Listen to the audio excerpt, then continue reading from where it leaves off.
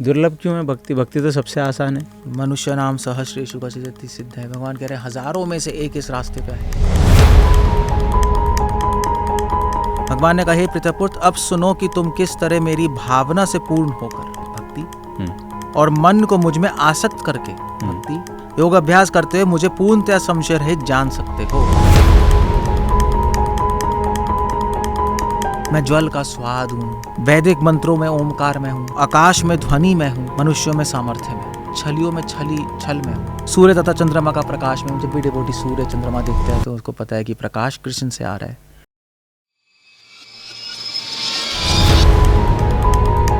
इतना सब कुछ मुझ पे निर्भर है, फिर भी कोई पहचान नहीं पाता।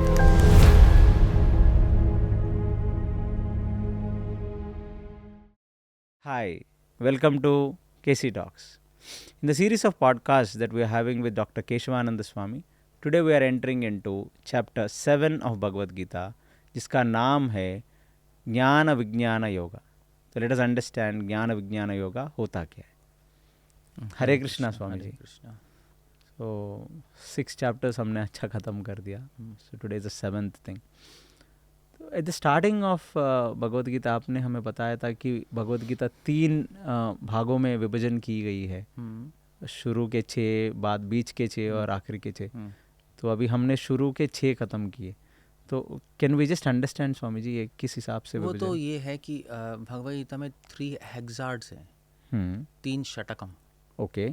6 चैप्टर्स में भगवद गीता डिवाइडेड है। फर्स्ट 6 चैप्टर्स, सेकंड 6 चैप्टर्स मतलब चैप्टर 7, चैप्टर 12 और लास्ट 6 चैप्टर्स मतलब चैप्टर 13 टू चैप्टर 18। अब आप पूछोगे ऐसा क्यों है? 7, 5 और 7 क्यों नहीं किया? हाँ, मतलब कुछ भी हो सकता है। कुछ तो लॉजिक होगा। हाँ, तो नहीं लॉजिक ये है कि सब डिवाइडेड बाय 3 कर दिया। 6 छक्का मार दिया। सो वेल उसके पीछे लॉजिक ये है कि एक्चुअली चैप्टर्स भगवान ने तो नहीं बोले गीता में। जब बोल रहे होंगे अर्जुन को, थोड़ा ना बोल रहे होंगे अथा प्रथमोऽध्याय। तो बात कर रहे हैं ना, तो उन्होंने ये डिवीजन व्यासदेव जी ने की है। ओके। हाँ, ये he has divided into this is first, this is second, this is third, this is fourth, कि जिससे हमें समझ आए कि थीम क्या चल रही है। ओके। सो फर्स्ट 6 चैप्टर्स में कर्मयोग है, उसका जो फोकस कर्मयोग है। वैसे तो सारे सब्जेक्ट डिस्कस्ड हैं बट फोकस कर्मयोग पे। सेकंड 6 चैप्टर्स में भक्ति योग फोकस है और लास्ट 6 चैप्टर्स में ज्ञान योग फोकस है। ओके। तो इसका एग्जांपल देते हैं, जैसे एक क्या कहते हैं, एक डब्बा है, ज्वेल केस, संपुट कहते हैं इसको, ज्वेल केस। तो ऊपर की लिड, नीचे की लिड और बीच में ज्वेल। तो ऊपर की लिड है फर्स्ट 6 चैप्टर्स, नीचे की लिड है लास्ट 6 चैप्टर्स, बीच जो ज्वेल है वो मिडल 6 चैप्टर्स हैं जिसमें हम एंटर करने वाले हैं, जो कि भक्ति है। ओके। सो फर्स्ट 6 लास्ट 6 भक्ति को प्रोटेक्ट कर रहे हैं। It does make sense also, क्योंकि पहले 6 चैप्टर में सारा कर्म ही चल रहा है। पहले कर्म योग आया, बाद में ज्ञान कर्म विज्ञान योग आया, बाद में कर्म संन्यास योग आया। तो पूरी ही कर्म तुम्हें किस भावना के साथ करनी है, एटीट्यूड ठीक करना है, इसे जिस हिसाब से आपने तोड़ाया हमें, तो डेफिनेटली कर्म के ऊपर ज़्यादा फोकस हुई है। अब एक बहुत इंपॉर्टेंट पॉइंट जो आपको याद होगा कि लास्ट चैप्टर तो आत्मसंयम योग है, आत्मसंयम योग। हाँ, तो आप कहोगे वो तो, या प्रभुपाद ने ट्रांसलेट किया ध्यान योग, तो आप कहोगे वो तो कर्मयोग नहीं है। But you have to understand, क्योंकि फर्स्ट 6 चैप्टर्स कर्मयोग है, तो जो लास्ट चैप्टर है वो कर्मयोग में भगवान कह रहे हैं ध्यान से करो। अटेंशन आपने बताया, अटेंशन। वो अब पूरा फर्स्ट 6 चैप्टर्स पढ़ोगे तब आपको पता लगेगा आखिरी चैप्टर का मीनिंग क्या है। Okay, that's the whole point. Anyway, just a footnotes. Okay. तो स्वामी जी 7वां अध्याय अभी जो ये भक्ति योग का शुरुआत है आपके हिसाब से एटलीस्ट, तो ज्ञान विज्ञान योग, इसका क्या मतलब है? भक्ति योग की शुरुआत है वो, वी कैन प्रूव दैट, क्योंकि फर्स्ट श्लोक क्या है, 7 चैप्टर फर्स्ट श्लोक, मय्या सक्त मना पार्थ योगम युञ्जन मदाश्रय। I can just show you, like 7 chapter first verse, असंशयम समग्र माम यथागास्यसि तच्छृणु।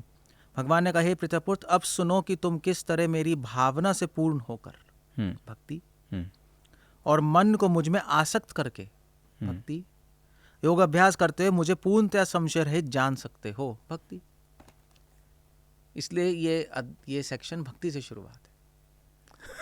हम कुछ भी लेके भक्ति दिखा रहे हैं उसमें। भक्ति है और क्या है? मैया आसक्त मना, आसक्त मना क्या है? भक्ति तो है। हम्म, योगम युंजन मदाश्रय, युंजन मतलब भगवान से ज्वाइन होना, भक्ति है। आश्रय मतलब भक्ति, आश्रय वर्ड तो भक्ति में यूज करते हैं। आश्रय तो टेकिंग शेल्टर।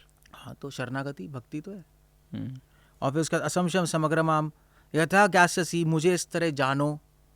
भक्ति का सब्जेक्ट मैटर है भगवान को जानना, भगवान की शरण लेना, उनसे आसक्त होना। 3 कंपोनेंट्स ही तो हैं। तो इसका नाम ज्ञान विज्ञान ऐसे क्यों हो हाँ, गया? इसका नाम ज्ञान विज्ञान योग इसलिए है क्योंकि कृष्णा कह रहे हैं कि मैं तुम्हें भक्ति का ज्ञान दे रहा हूँ, ओके। और विज्ञान मतलब भक्ति की रियलाइजेशंस दे रहा हूँ तुम्हें। एक्चुअली ये ज्ञान और विज्ञान ये 2 अलग अलग शब्द है, ये भी बहुत ज़्यादा जो लोग जानते नहीं है ना। हाँ, ये जानते नहीं, क्योंकि एक्चुअली क्या है, ज्ञान है फिलॉसफी, हम्म, विज्ञान है साइंस। हम्म, सो आजकल फिलोसफर्स और साइंटिस्ट अलग ही है ना। हाँ, तो वो या आप पहले फिलॉसफी जानो, फिर उसको प्रैक्टिकली अप्लाई करो, वो विज्ञान है। तो कृष्ण कह रहे हैं मैं गीता में सिर्फ ऐसी नॉलेज नहीं बता रहा जो आप अप्लाई नहीं कर पाओगे।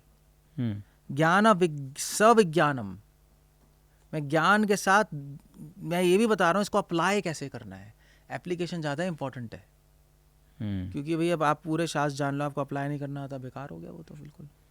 हम्म, मतलब आई मीन टू से somebody can sit on Google and read about medical texts, information तो आ गई, हम्म, एप्लीकेशन आई नहीं, रियल पेशेंट आएगा मार देगा वो तो। सही बात है। So that's the whole thing. तो विज्ञान actually is realization also, no? या realization is a word used, but उसका बेटर वर्ड है प्रैक्टिकल एप्लीकेशन। Practical application. वो वर्ड बेटर है। और क्या क्या बताया है भगवान और ने फिर इसमें? उसके बाद भगवान ने यहाँ पे 3rd वर्स में ये पहले भगवान ने बताया कि बहुत रेयर है भक्ति, दुर्लभ है, मगर एट द सेम टाइम एक बार मिल गई तो बहुत सुलभ है। दुर्लभ क्यों है भक्ति? भक्ति तो सबसे आसान है। मनुष्य नाम सहस्रेषु कचिदति सिद्ध है। भगवान कह रहे हैं हजारों में से एक इस रास्ते पे आएगा। तो वो तो ज्ञान के रास्ते बता रहे हैं ना भगवान। नहीं, पीछे भक्ति के बारे में बात की। ज्ञान और विज्ञान मतलब भक्ति का ज्ञान, you have to understand. Okay. ज्ञान युग नहीं है सेक्शन। हम्म, सो भगवान कह रहे हैं हजारों में से एक रास्ते पे चलता है आध्यात्मिक, और उन हजारों में से जो आध्यात्मिक रास्ते पे चल रहे हैं एक मेरे पास आता है। कश्चिन माम वेत्ति तत्वतः। वो मेरे पास आते हैं ऐसे ही लिखा गया है या मेरे में विलीन होते ऐसे लिखा गया? कश्चिन माम वेत्ति तत्वतः।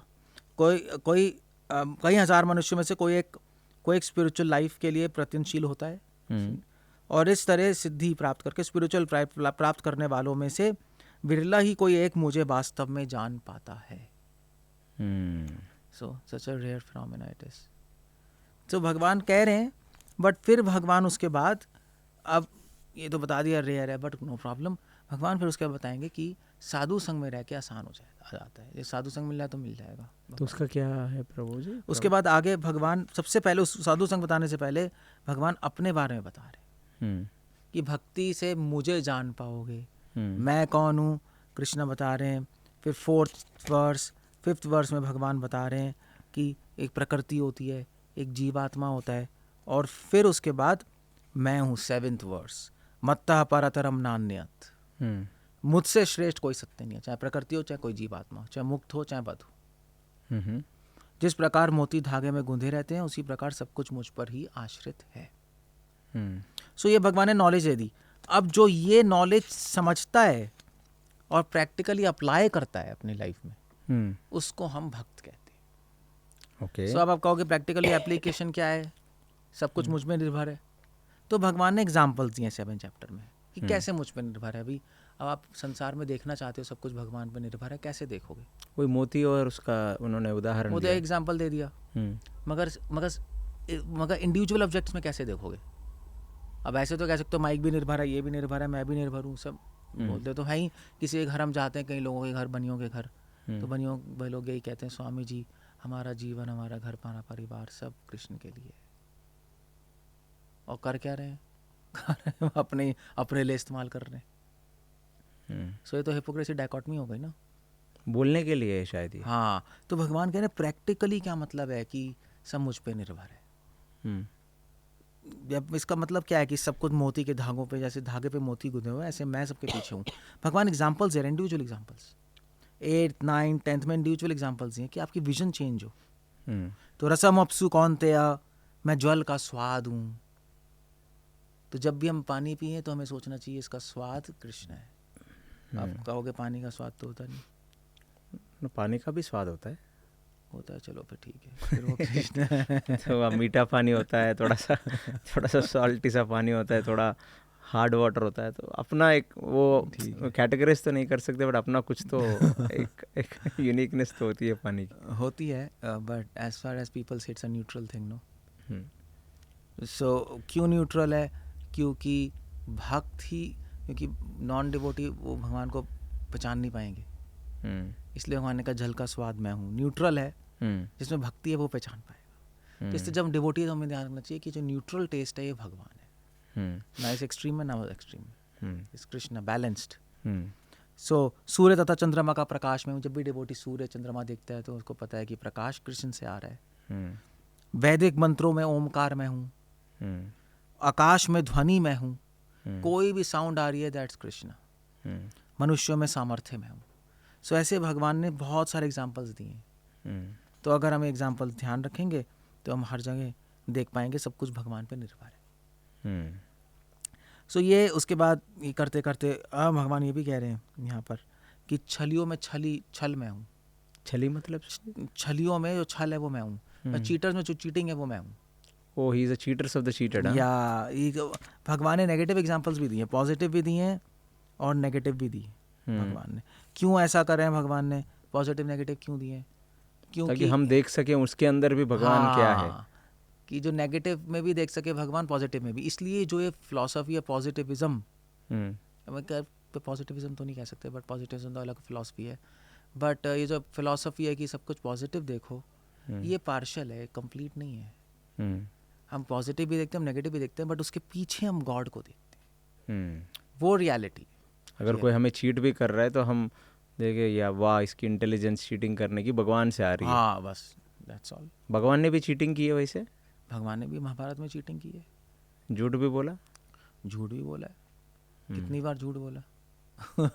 इसलिए कई लोग कहते हैं कृष्ण भगवान छलिया थे, झूठे थे, पॉलिटिशियन थे, कहते ही हैं। बट शिशुपाल ने कहा ना, हाँ शिशुपाल ने गाली वाली दी थी। हाँ, सो ठीक है, अगर जगत कल्याण के लिए तो कोई प्रॉब्लम नहीं। अगर जगत कल्याण के लिए झूठ बोलना पड़े तो कोई प्रॉब्लम नहीं है।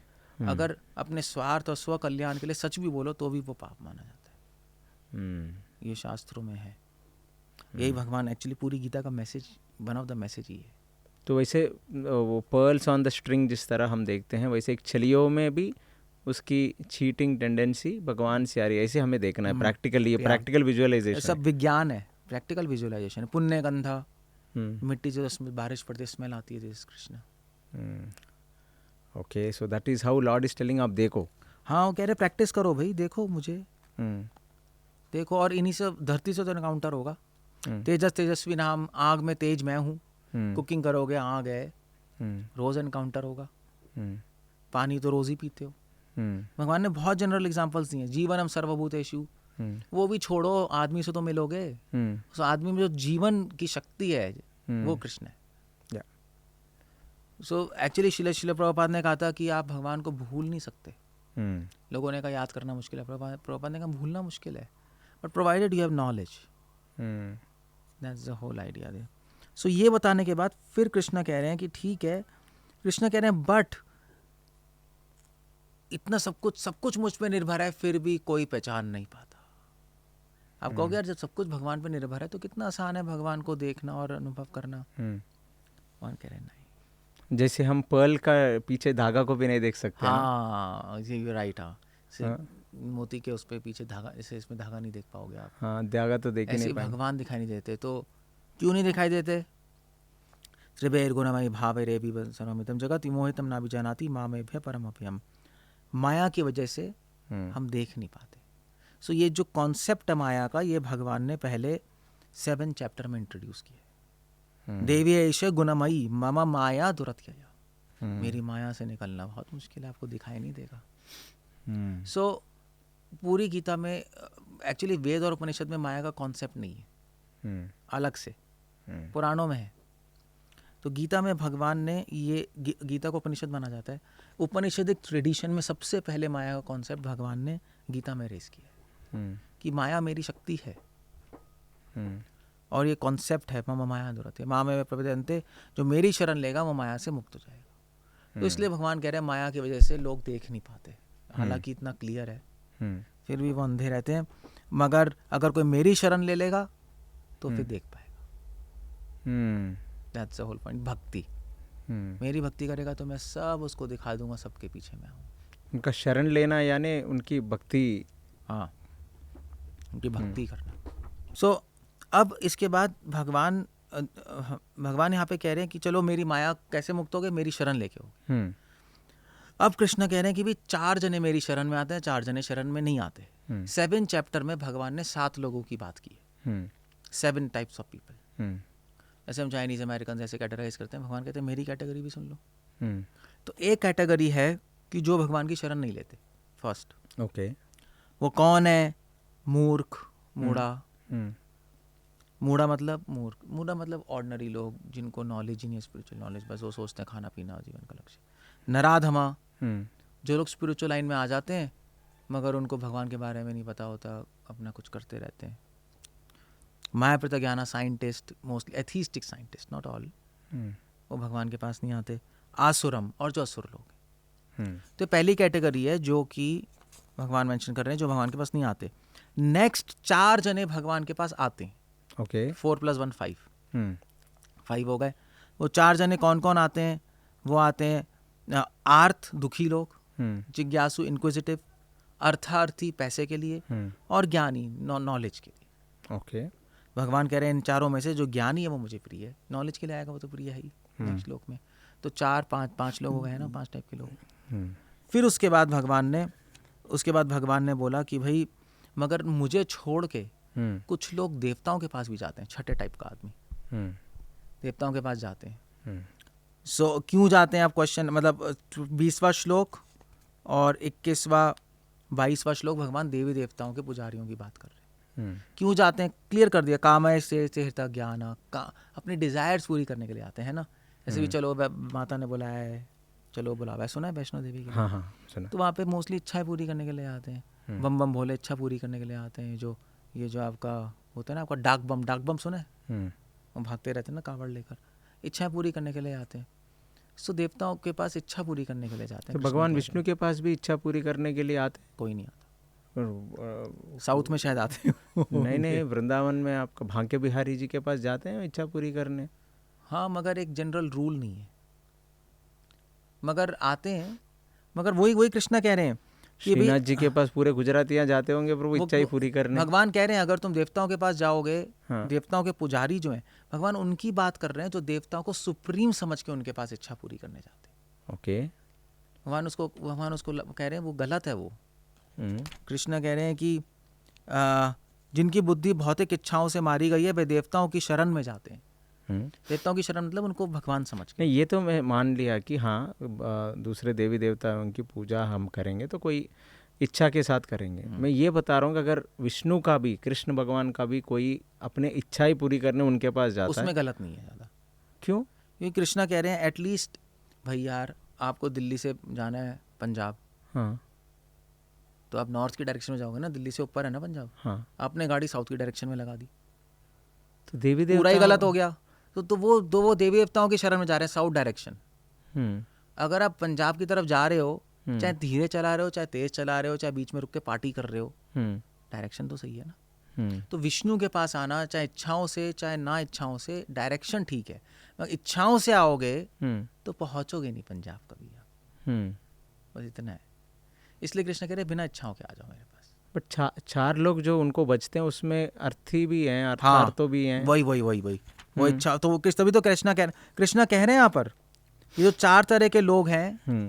18th वर्ष, निसंदेह ये चारों तरह के लोग उदार व्यक्ति हैं। भगवान अप्रिशिएट कर रहे हैं, कोई प्रॉब्लम नहीं है, मेरे पास तो आ रहा है, सही रास्ते पे तो है।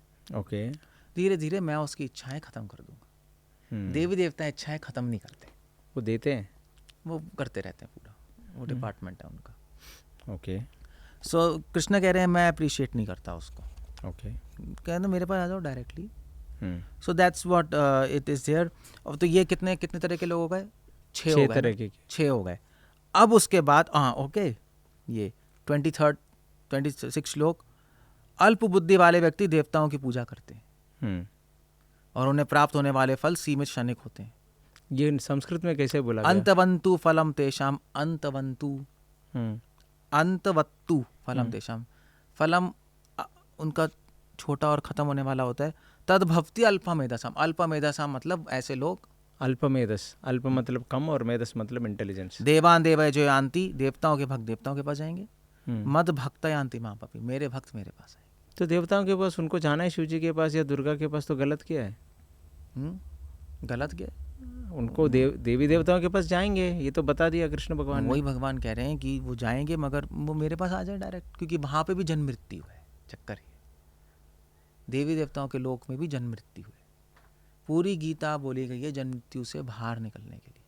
कह रहे हैं आप चले जाओ, बट फिर भी आप फंसे रहोगे जन्म मृत्यु में, मुक्ति नहीं मिलेगी आपको। तो मुक्ति केवल मात्र विष्णु जी ही दे सकते हैं। विष्णु ही दे सकते हैं, ओह, और कोई नहीं दे सकता। बट वो वहाँ पे क्लियरली बोल दिया है कि वो देवी देवताओं के पास जाएंगे। जाएंगे जाएंगे, और वो भी जाएंगे अगर वो ये समझेंगे कि देवता भी विष्णु के सर्वेंट है।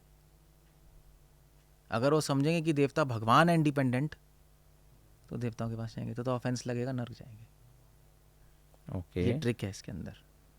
और if you don't accept Vishnu as supreme, आप ऊपर नहीं जा सकते।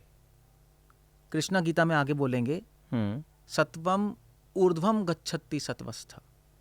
सतोगुण में स्थित व्यक्ति ऊपर जाएगा, रजोगुण में स्थित मध्यस्थ, तमोगुण में अधोगच्छन्ति। जिसको ये नहीं पता कृष्णा भगवान है, वो सतोगुण में नहीं है, वो तमोगुण रजोगुण में चल रहा है, इसलिए वो ऊपर नहीं आ सकता। वे जितने भी डेमीगॉड्स हैं उनको एक बात तो क्लियर है, विष्णु सुप्रीम है। ओके। उसमें कोई डाउट नहीं है। सो अगर आपको यही नहीं पता तो देवताओं के लोग भी नहीं जाओगे। तो देवताओं के लोग जाने के लिए एटलीस्ट आपको ये क्लियर होना चाहिए विष्णु सुप्रीम है, बट हम देवताओं की भक्ति करेंगे, उनसे हम डिजायर्स मांगेंगे। Okay, that's the trick. Now this point is very much emphasized by, तो मतलब हमारे गौड़िया वैष्णवाचार्य से ज़्यादा इस पॉइंट को एम्फसाइज कर रहे हैं। मध्वाचार्य अपने गीता भाष्य में इस पॉइंट को बहुत एम्फसाइज कर रहे हैं इस सेक्शन पे। नाउ इसलिए ऐसा नहीं है कि हर भक्त जो देवताओं की पूजा, जैसे भी दुर्गा की, शिव जी की पूजा कर रहे हैं, वो उनके पास ही चले जाएंगे। उनसे पूछना पड़ेगा तुम्हारा कॉन्सेप्शन क्या है शिव जी और दुर्गा जी को लेकर, तब क्लियर होगी बात। ओके, सो चार तरह, छठे से सातवां तरह का व्यक्ति, 24वां श्लोक, अव्यक्तम व्यक्तिमापन्नम मन्यते माम बुद्धया। सातवें तरह का व्यक्ति है जो समझता है कि कृष्णा निराकार है, और निराकार साकार रूप लेके आता है। सुना होगा आपने? नहीं? हाँ, सुना है। कृष्णा कह रहे हैं कि ऐसे व्यक्ति, बुद्धिहीन व्यक्ति, मुझको ठीक से न जानने के कारण सोचते हैं कि मैं पहले निराकार था, अब मैंने स्वरूप धारण कर लिया है। ये कैसा, ये संस्कृत में कैसे बोला गया? अव्यक्तम व्यक्तिम आपन्नम। अव्यक्तम मतलब अप्रकट, व्यक्तिम मतलब प्रकट, आपन्नम मतलब लिया है। निराकार ने रूप व्यक्ति का, व्यक्तिम आपन्नम रूप लिया है। मन्यते जो ऐसा मानता है, माम मेरे अकॉर्डिंग, अबुद्धया वो बुद्धिहीन है। ओके। क्यों है? परम भावम अजानंतो, क्योंकि वो मेरा परम भाव, मेरा सुप्रीम स्पिरिचुअल फॉर्म नहीं जानता। परम भावम अजानंतो, माम मतलब मेरा, मेरा परम भाव नहीं जानता, मेरे ट्रांसेंडेंटल इमोशंस नहीं जानता। वो ये नहीं जानता कि मेरा रूप जो है वो ट्रांसेंडेंटल है। ऐसे नहीं निराकार से सकार आया है, सकार से निराकार आया है। तो ये तो बहुत क्लियर स्टेटमेंट है आपका। क्लियर है। सारे वैष्णवाचार्य कमेंट, हमारे गौड़िया, मध्वाचार्य, निम्बार्काचार्य, सारे इस श्लोक पे कमेंट लिख रहे हैं कि भाई इतना क्लियर होते हुए भी, दूध का दूध पानी का पानी होते हुए भी, ऐसी गलत फिलॉसफीज क्यों सर्कुलेट हो रही हैं कि निराकार से सकार आते हैं। फर्स्ट ऑफ ऑल निराकार आया कहाँ से? निराकार तत्व आया कहाँ से? पता है कहाँ से आया? मैं बताऊँ कहाँ से आया? वो ऐसे आया कि जो गुरुज होते हैं ना, उन्होंने अपने चेले तो बनाए, डिसाइपल्स बन गए। अब चक्कर ये है कि उनकी पूजा क्यों कोई करेगा, भगवान की करेंगे। तो उन्होंने सोचा कि भैया अब हमारी पूजा भी तो होनी चाहिए। तो उन्होंने कहा भगवान निराकार है, अब निराकार है तो पूजा कैसे करेंगे, फोटो कहाँ है, तो मेरी फोटो लगा लो और मेरी पूजा करो। ये बहुत ही, मुझे इतना कन्विंसिंग लॉजिक लगा। That is one logic, but real जो आप हिस्टोरिकल उसमें जाएंगे, ये तो मंडेन लॉजिक है जो मैंने प्रैक्टिकली देखा है। बट हिस्टोरिकल रीजन में जाएंगे तो निराकार शंकराचार्य जी की फिलॉसफी से आया, अद्वैत सिद्धांत से।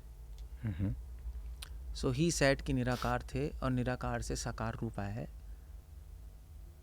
निराकार से साकार रूप नहीं आया, ये श्लोक तो बहुत ही दूध का दूध पानी का पानी कर दे रहा है। वही तभी कृष्ण भगवान ने गीता बोली थी। कृष्ण ने गीता दूध का दूध पानी का पानी करने के लिए तो बोली थी।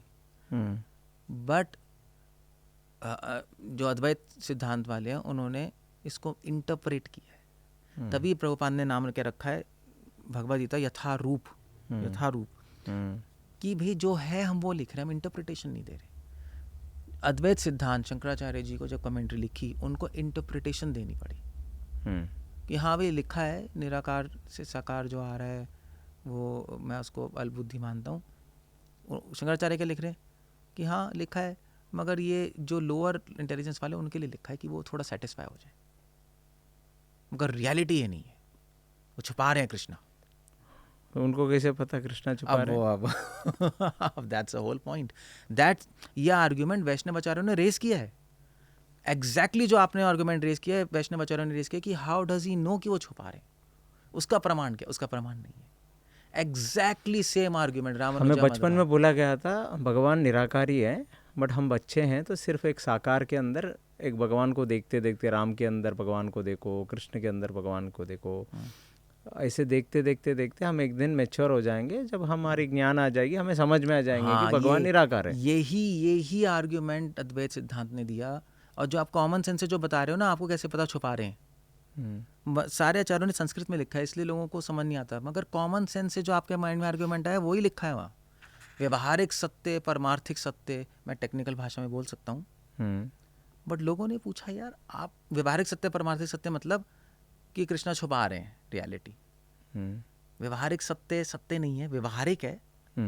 रियल सत्य कुछ और है जो भगवान ने छुपाया है। सो अब सारे आचार्यों ने बोला अभी आपको कैसे पता?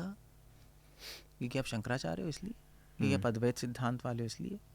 आचार्यों ने इस तरह आर्ग्यूमेंट किया और इसका कोई आंसर उनके पास नहीं है। ओके, इसलिए मायावाद खंडनम किया। तो इस श्लोक से भगवान ने साफ साफ बता दिया कि मेरा एक पहले निराकार था, मैं अभी साकार रूपी आया हूँ। ये सब ये मंदबुद्धि लोग ही समझते हैं। ये मंदबुद्धि, ये 7वें तरह का व्यक्ति आ गया। अब इसमें कृष्णा 25वें श्लोक में क्या कह रहे हैं? ना अहम प्रकाशा सर्वस्य, मैं सबको अपना रूप नहीं दिखाता। योग माया समावृता, क्योंकि मैं ढका हूँ अपनी शक्ति से। इस पे कृपा नहीं है उसको समझ ही नहीं आता, इसलिए लोगों को समझ नहीं आता, गलत कंक्लूजन्स निकलते। और उसके बाद क्या बताया श्लोक में? मूढ़ोयम ना भी जानाति। मूढ़ा मतलब समझते हैं आप? मूढ़ा मतलब मूर्ख। हाँ, मूढ़ा मतलब मूढ़ा नहीं होता। मैंने जब पहले मूढ़ा समझ, मैंने कहा मूढ़ा क्यों कह रहे हैं, चेयर क्यों नहीं कह रहे? मूर्ख ये नहीं जानते लोको माम अजम अभियम, मैं सुप्रीम पर्सन हूँ, सबका controller, and I am beautiful. परम भावम अजानंतो, मेरे में इमोशंस हैं। हमारे गौड़िया वैष्णव आचार्य विश्वनाथ चक्रवर्ती ठाकुर इस पे कमेंट कर रहे हैं पिछले श्लोक पे, परम भावम अजानंतो 24th वर्स पे, कि मेरे पास इमोशंस हैं भाई, मैं निराकार नहीं हूँ। लाइट पे इमोशंस नहीं होते, मेरा फॉर्म है, मैं ब्यूटीफुल हूँ, मैं आई एम लवेबल। तभी तो शुरू में कर रहा मैया सकता मना पारता, मुझसे मन अटैच करो। लाइट से कैसे अटैच कर लेंगे भी बताओ? यस, तो अगर आप लाइट लोगे तो सारा चैप्टर उल्टा पुल्टा कॉन्ट्रडिक्टरी हो जाएगा, विरोध आ जाएंगे। So Krishna, it's a very beautiful verse, 25वां श्लोक, और इसमें भगवान योग माया का कॉन्सेप्ट ला रहे हैं। That will discuss later probably. कितने तरह के लोग हो गए? 7 तरीके के लोग। 7 तरीके के लोग। अब 7 हो गए, 7 में 7। भगवान अब 8वां आदमी ला रहे हैं जो इन 7 से बिल्कुल अलग। और वो 8वां आदमी कौन है? शुद्ध भक्त, प्योर डिवोटी। इसके बाद में भगवान प्योर डिवोटी के बारे में चर्चा कर रहे हैं। शुद्ध भक्त कौन है? इच्छा द्वेष समुत्थेन, जो इच्छा और द्वेष से परे है, और जो कि जिसके सारे पाप खत्म हो चुके हैं। ये शाम तुंत कथा पापम, इसमें भक्ति बहुत स्ट्रांग है। द्वंद्व मोह विनिर्मुक्ता 28, द्वंद्व से ऊपर है। भजन ते माम दृढ़ पिता, जो मेरी भक्ति दृढ़ व्रत होके करते हैं। भजनते लिखा है वहाँ पे, भजनते मेरा माम भजनते। दृढ़व्रता। हाँ, अरे यार आप हमेशा डाउट करते रहते हो। मेरे को पहले दिन से यही डाउट था कि इस्कॉन ने ही सिर्फ ये ट्रांसलेशन ऐसा किया हुआ है, हाँ, क्योंकि कहीं- हमने कहीं दूसरे ऐसा दूसरे कहते हैं। भगवत गीता जब पढ़े थे उसमें इतनी स्ट्राइट फॉरवर्ड भक्ति की चर्चा उन्होंने सिर्फ 12वां अध्याय में की। बाकी के कहीं पे भी भजनते आ रहा है तो उन्होंने बोल रहे हैं श्रद्धा, हाँ, भजनते आ रहा है change तो कर दिया। कहीं और उन्होंने बोल रहे हैं कि फिक्स्ड माइंड। हाँ, फिक्स्ड माइंड से करो। क्योंकि स्वामी जी मैं आपके साथ जो भगवत गीता की पॉडकास्ट करने का निर्णय इसलिए लिया हूँ, इससे पहले मैंने 3 कमेंट्रीज ऑफ भगवत गीता पढ़ा था मैंने। हम्म, तो फर्स्ट ऑफ ऑल सबसे यूनिक चीज़ मुझे ये लगी, सारे तीनों ही अलग अलग बोल रहे थे। हम्म, एक ही श्लोक का कंप्लीटली कॉन्ट्रास्ट भी कुछ थे उसके अंदर। तो इसलिए मैं हर बार आपसे ये देखना चाहता हूँ, क्योंकि इस्कॉन वालों ने काफ़ी भगवत गीता का वितरण की हम्म, और प्रभुपाद जी ने भगवत गीता का काफ़ी ज़्यादा एम्फसाइज दिया है, आपके फाउंडर आचार्य ने। तो ये इसलिए मैं एक न्यूट्रल दृष्टि से मैं खुद भी समझना हाँ, चाहता बात हूँ तो सही कि है बिल्कुल। हाँ लोग कहते ही हैं कि आपने खुद बना दिया है, बिल्कुल हाँ, बात सही है। आपने बनाया है ये, क्योंकि दूसरे भगवत गीताओं में आपकी तरह की अंडरस्टैंडिंग हाँ। नहीं है। तो भजनते ये तेषां ते द्वंद्व मोह विमुक्ता भजनते माम दृढ़व्रता, दृढ़व्रता भक्ति आ रही है। आ रही है। सो ये हो गया 8वें तरह का व्यक्ति, हम्म, शुद्ध भक्त। जरा मरा न मोक्षाय ममाश्रित्य तंतीये। ऐसा शुद्ध भक्त, उसकी कैरेक्टरिस्टिक बता रहे हैं, ऐसा शुद्ध भक्त जन्म मृत्यु से मोक्ष के लिए हम्म, मेरी शरण नहीं लेता। हम्म, ममा आश्रित्य तंतीये, मेरा भक्त मेरी शरण लेता है और जन्म मृत्यु से मोक्ष उसको अपने आप मिल जाता है। ऐसा श्लोक में है। जना मरा न मोक्षाया, जन्म मृत्यु से मोक्ष के लिए ममा आश्रित्य तंतीये, मेरा आश्रय लेकर यत्न करते हैं। हम्म, तो इसकी 2 अंडरस्टैंडिंग है कि भी एक तो है कि भी मेरा आश्रय लेते हैं और जन्म मृत्यु से निकलने की कोशिश करते हैं। मगर हमारे गौड़िया वैष्णव आचार्य कह रहे हैं ठीक है, नॉट अ बैड आइडिया, क्योंकि शास्त्रों ने मोक्ष दिया है। मगर एक और छुपा हुआ मीनिंग है इसमें कि जन्म मृत्यु से मोक्ष के लिए लोग मेरे पास आते हैं, मगर जब आते हैं तो मेरी सुंदरता देख के सब कुछ भूल जाते हैं और मेरी भक्ति में खो जाते हैं और मोक्ष उनको अपने आप मिल जाता है। आश्रिता का आपने वहाँ पे आश्रित तंतीये, टेकिंग शेल्टर ऑफ हिम। हाँ, नेक्स्ट लाइन, ते ब्रह्म तद विदु कृत्स्नम। ते ब्रह्म, वो जब ब्रह्म भगवान के दर्शन करते हैं, कृत्स्नम विदु, सब कुछ समझ आ जाता है उन्हें कि कृष्ण ही मोक्ष देने वाले, मैं अलग से क्यों मांगू, और उनकी सुंदरता में खो जाते हैं। अध्यात्मम कर्मचाखिलम, उनका सारी क्रियाएं अध्यात्म में बदल जाती हैं, स्पिरिचुअल बन जाती हैं, pure. This is a pure devotee he is talking about. Okay, ये श्लोक बहुत इंपॉर्टेंट है। इस श्लोक पे वल्लभ संप्रदाय ने बहुत बड़ी टीका की है, मध्वाचार्य और हमारे गौड़ीय वैष्णवाचार्यों ने स्पेशली टीका की है, बताने के लिए कि डिवोशन में मोक्ष सेकेंडरी इफेक्ट है, प्राइमरी नहीं है। क्योंकि भक्ति योग सेक्शन शुरू हो रहा है ना, यस, तो ये कौन सा 8वां हो गया ना अलग से, यस, बस यहाँ पर ख़त्म कर दिया भगवान ने। यहाँ पे 30वें श्लोक में भगवान ने बिल्कुल अलग टॉपिक रेस कर दिए। साधिभूतम अधिदैवम माम साधियज्ञम च ते विदु प्रयाण काले अपि च माम ते विदुर युक्त चेतसः। कृष्ण कह रहे हैं जो मुझ परमेश्वर को मेरी पूर्ण चेतना में रहकर मुझे जगत का, देवताओं का, समस्त यज्ञ विधियों का नियामक जानता है, वह अपनी मृत्यु के समय भी मुझ भगवान को जान और समझ सकता है। क्या मतलब है इसका? मतलब है कि जो पूरी तरह रियलाइज कर लेगा, मैंने बताया ना प्रैक्टिकल एप्लीकेशन, तो सब जगह देख लेगा कि सब कुछ मुझ पे निर्भर है। प्रैक्टिस से रियलाइज कर लिया, जो भी देख रहा है भगवान का स्मरण आ रहा है और कनेक्शन देख पा रहा है, ऐसा नहीं स्मरण आ रहा है। इसमें 2 डिफरेंस है। क्योंकि हमारे एक डिवोटी थे, वो पार्क में जाते थे और पार्क में आके फूल देख के कहते थे कृष्णा, दूसरा फूल हे राधा, और बेहोश पड़े मिलते थे, तो उनको पकड़ के वापस मतलब कोई मेंटल डिसऑर्डर है उनको हो गया।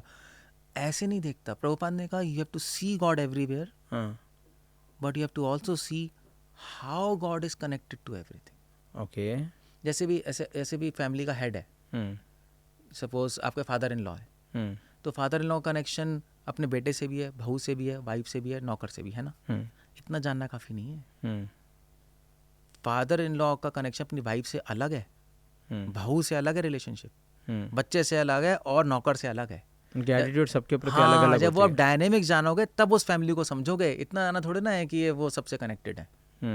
सो ऐसे ही भगवान पे सब कुछ निर्भर है, जानना काफ़ी नहीं, कैसे निर्भर है वो जानना काफ़ी। ओके। तभी एग्जाम्पल भगवान ने दिया ना कि किस अर्थ से मैं कनेक्ट, अर्थ मुझ पे निर्भर है, अर्थ की स्मेल हूँ मैं, आँख का ब्राइटनेस हूँ मैं। Now that connection is specific to that thing. तो वो अगर कोई जान लेगा और अनुभव कर लेगा और भूलेगा नहीं मृत्यु के समय, तो मेरे पास आ जाए। प्रैक्टिस, ये प्रैक्टिस है भक्ति की। तो इसमें भगवान प्रैक्टिकली हमें दिखा रहे हैं किस किस में हम उनके अनुभव कर सकते हैं, और ऐसे हम कल्टीवेट करते जाएंगे तो मरने के समय पे भी हम उनकी याद हो पाएगी। अगर हम हर जगह भगवान को देख पाएंगे, जो भी देखेंगे भगवान का स्मरण आएगा, स्मरण आता रहेगा, अटैच हो जाएंगे उनसे, अटैच हो जाएंगे तो मृत्यु के समय भी उनका स्मरण आएगा। सिंपल है। वंडरफुल। तो उन्होंने सही जगह ही ख़त्म किया है। हाँ, अब इसके बाद इमीडिएट, आपको पता है अर्जुन बहुत इंटेलिजेंट है, अर्जुन ने इमीडिएटली क्वेश्चन पूछ लिया। इसके बाद 8th चैप्टर में अर्जुन ने सीधा क्वेश्चन पूछा कि भगवान आप कह रहे हैं मृत्यु के समय याद करोगे तो मेरे पास आ जाओगे। भैया मृत्यु के समय याद करना इतना मुश्किल होता है, कैसे होगा? ये क्वेश्चन पूछ लिया सीधा। इसलिए 8th चैप्टर है भगवत प्राप्ति। सो 7th चैप्टर का टेक क्या है? 7th चैप्टर में भगवान ने हमें सिखाया है कैसे हम संसार में भगवान को देख पाएंगे। Okay. And how he is connected, कैसे कनेक्टेड है हर चीज़ से, वो हम ट्रेनिंग करें अपने आप को। दूसरा कि 7 तरह के लोगों से अलग अलग हों, आइडेंटिफाई कर पाए वो 7 तरह के लोग कौन है, हम वैसा ना बने, हम प्योर डिवोटी बने जो 8वां व्यक्ति है। ग्रेट। पहचान पाए ना, डिस्टिंग्विशन तो चाहिए, अदरवाइज हम सोचेंगे सभी भक्त हैं। हाँ, ऐसे ही है ना भाई, वो भी भक्त है भाई। ऐसे मेरे बारे में लोग कहते हैं यार आप क्रिटिसाइज बहुत करते हो, आपको लगता है? आप क्रिटिसाइज करते हो, बहुत ज़्यादा करते हो। हाँ, ज़्यादा ही नेगेटिव हो। तो मैं गंदा हूँ, अच्छा हूँ? हाँ, तो अभी तो मैं भगवत गीता समझ रहा हूँ आपसे प्रैक्टिकली, क्योंकि मुझे क्या था, भगवत गीता को एक सिस्टमैटिक वे में जानना था। तो मैंने अपने आप से किताबें 2-3 पढ़ी है, तो मुझे डेफिनेटली एक कंक्लूजन पे नहीं पहुंचा। जब इस्कॉन वालों ने भगवत गीता दी थी तो मैंने भगवत गीता पढ़ी, तो इसमें तो सभी बायस्ड लगी मुझे। पूरी भगवत गीता भक्ति का बायस्ड है। बात सही है। तो इसलिए मैं आपसे लॉजिकली समझने की कोशिश कर रहा हूँ, बट डेफिनेटली मेरा अगर पर्सनल ओपिनियन आप पूछोगे स्वामी जी, आप नेगेटिव थोड़ा है। हाँ, तो अब मगर फिर आपको बोलना पड़ेगा कृष्णा नेगेटिव है। क्योंकि आप दिखा रहे हैं कि मैं तो दिखा रहा हूँ कृष्णा बोल रहे हैं। अब यार या तो आप बोलो मैं मेरे बारे में बोल रहे हो तो कृष्णा भी लिपट जाएंगे उसमें। नहीं, मुझे थोड़ा और समय दीजिए तो जानने के लिए। अभी तो सिर्फ 7वां अध्याय पे है। इसलिए ये पॉडकास्ट इंपॉर्टेंट है, क्योंकि मैं इसलिए सबका एविडेंस दे रहा हूँ। भगवान कह रहे हैं मूढ़ो या भगवान कह रहे हैं गलत है, तो हम कैसे कह देंगे सही है? आप बताओ। बट आपसे बात करने के बाद मुझे एक चीज़ तो समझ आई कि भगवान, मुझे लगा भगवान बहुत ही सिंपल से, बहुत ही सॉफ्ट और बहुत ही पॉलिश लैंग्वेज इस्तेमाल करेंगे, बट बहुत ही स्ट्रांग वर्ड्स इस्तेमाल कर रहे हैं भगवान। आई मीन टू से, उन्होंने गाली से शुरुआत की भगवत गीता, क्लिबहा, और बीच में मूढ़ा, अल्पबुद्धिया। तो भगवान खुद ही स्ट्रांग वर्ड्स। हमारे फाउंडर आचार्य शिला प्रभुपाद ये कहते थे। शिला प्रभुपाद ने अपनी किताबों में एक वर्ड यूज़ किया, रास्कल। तो एक रिपोर्टर आया, उन्होंने कहा कि यार आप ऐसे कैसे, आप साधु होकर रास्कल बोल रहे हो? प्रभुपाद ने कहा मैं नहीं, कृष्णा बोल रहे हैं। मूढ़ा का मतलब रास्कल ही होता है इंग्लिश में, इंग्लिश डिक्शनरी। फूलिश, स्टूपिड होता है ना, फूलिश, रास्कल। तो प्रभुपाद ने कहा मैं नहीं कह रहा। सो गॉड, भगवान पोलाइट भी हैं, सॉफ्ट भी हैं, मगर जहाँ ज़रूरत होती है स्ट्रांग बनने की, वहाँ स्ट्रांग भी हैं। वही तो कंप्लीट मैन है। नहीं Swami ji, I am completely in sync, क्योंकि भगवान ने स्ट्रांग वर्ड्स यूज़ किए हैं, क्योंकि मुझे भी थोड़ी बहुत संस्कृत आती है ना। हाँ। तो संस्कृत में सब बहुत बड़े। मगर आपको वैसे पता है, हाँ आप सही कह रहे हो कि उनको संस्कृत नहीं आती ना, उनको लगता है यार ये मूढ़ो, ये क्या सिंपल वर्ड है, क्लैब्यम। मगर आज के कॉन्टेक्स्ट में बहुत, उस टाइम बहुत बड़ी गाली हो गई, हिजड़ा कह दिया ना उन्होंने। Not only that, multiple times he said मंदबुद्धि, सो अल्पबुद्धिया, बुद्धया, they are all strong words only. So that's it. सही मैसेज पे जाने के लिए गलत भी देखना होता है, अंधेरे को देखना पड़ता है प्रकाश को करने के लिए। ये इसलिए कर रहे हैं बस, और कुछ नहीं है भगवान। But thank you so much Swami ji कि आप टाइम दे रहे हैं और मेरे ये डाउट्स क्लियर कर रहे हैं। एक्सप्रेस माई सिंसियर ग्रैटिट्यूड, क्योंकि आपने समय निकाला और मुझे दिखाया हर चीज़। Thank you so much. Hare Krishna. Hare Krishna.